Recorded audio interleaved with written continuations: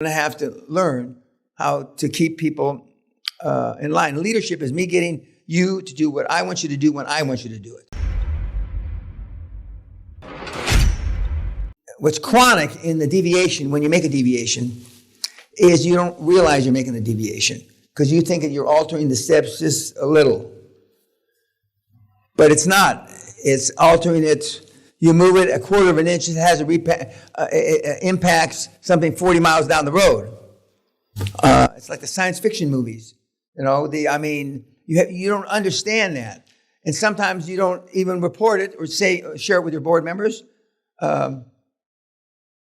Because the board members, after there's an acquisition, following this model, you have no trouble selling them. They're the cheerleaders, like it was their idea. But prior to your first deal, they are skeptical. And you keep them in line through your salesmanship and leadership. To the extent that some of you don't have either, then you're going to have to learn how to keep people in line. Leadership is me getting you to do what I want you to do when I want you to do it. And some of you, the younger kids in the room, will have trouble, telling a 60, 70-year-old guy or gal what the fuck to do. It's beyond comfort zone. And for those of you of certain ethnicities, that's even worse. We've had Asian guys that, I can't, it's hard for me to get the words out of my mouth. He's 30 and the guy's 72. It's just hard for me to get the words out of my mouth to reprimand him. I can't do that.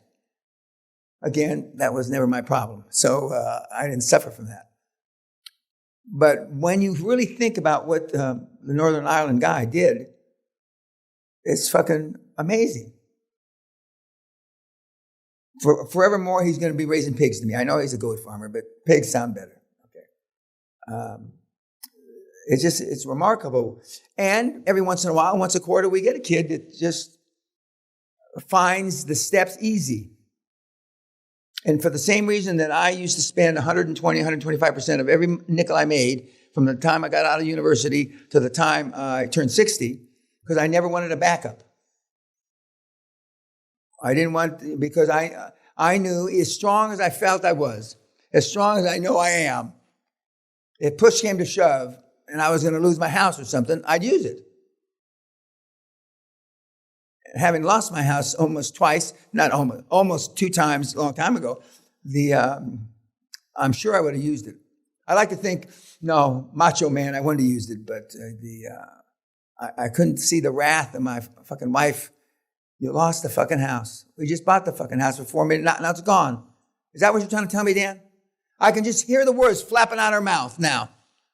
I said, so I'm sure I would have used it. So, but I got my way out. I weaseled my way out of it. And I came up with money. When we were in the oil business, when I was in the oil business, crude oil went from $40 a barrel to $6 a barrel. And I raised $1 billion. You couldn't raise a nickel. At the petroleum clubs, they were empty, except for Great Western employees.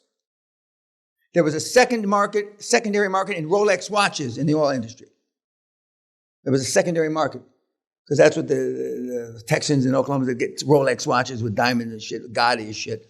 There was a secondary market. We used to give Rolex watches. Any employee that made us $1 million, not $1 million. We give them a Rolex watch. Second million, their wife got a Rolex watch. As soon as their wife got a Rolex watch, they never wanted to sleep next to them. Get out there and make some money for us.